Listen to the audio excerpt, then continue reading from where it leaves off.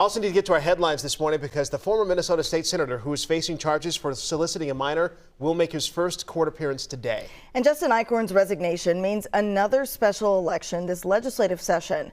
Barrett Leone joining us live in the studio with these latest developments, Barrett. Yeah, there are still a lot of huge items on the legislative agenda that need to get passed, like the 2-year state budget. All needs to happen before May 19th. Governor Tim Walz announced a special election to replace Eichorn that's set for April 29th. So whoever replaces the former senator will definitely be thrown in fast. And we know there's already a running list of Republicans and at least 2 Democrats. Eichorn was in the middle of his third term when he resigned last week. This after he was accused of soliciting a teen for sex. A judge ordered him to stay in jail until his court hearing today after prosecutors say he tried to cover up evidence. Whoever replaces him will be on the ballot again next fall for the 2026 general election. Again, a special election to replace Eichorn is set for April 19th, a primary on the 15th.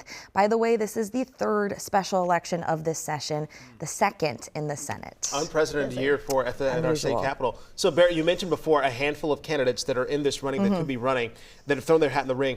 Historically, if we take a look at context, where could this race head? Where do you think this race could go? Yeah, so we're talking about District 6. That is the district that Eichorn represented. So Cass County, Crow Wayne, and Itasca counties. Yeah. Historically, there's been a really strong DFL hold there, but Eichorn easily won this re-election 2.5 years ago, so it does favor Republicans. Yeah, he did make that flip, so we'll see what happens. All right, we'll have to keep a close eye on things out there. Thanks so much, Barrett. A high-stakes election for the Wisconsin Supreme Court is just 1 week away. It's the first major statewide race in Wisconsin since President Trump's election. And it could also determine the future of abortion and election disputes. So here's who's on the ticket. Susan Crawford is the Democratic-backed candidate. She's a circuit court judge in Madison. She's up against former Republican Attorney General Brad Schmeimel, who President Donald Trump has endorsed. Now, the controversy in this race is focused on this man, Elon Musk, who has spent $14 million trying to influence the race. Not only has Musk donated to Schmeimel's campaign, he's offering Wisconsinites $100 to sign a petition against his so-called activist judges. He doesn't want to see him. Outside early voting halls in Hudson City Hall, some voters voiced their concerns.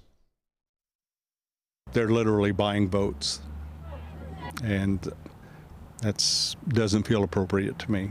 Well aware, I'm outraged. He wants to control the whole world. I would say both sides are trying to influence the election. Everybody wants their guy to win. So that's what's wonderful about voting. According to the Wisconsin Board of Elections, voting is up 48% over another spirited Supreme Court race that took place just 2 years ago. By the way, early voting continues in Wisconsin through March 28th.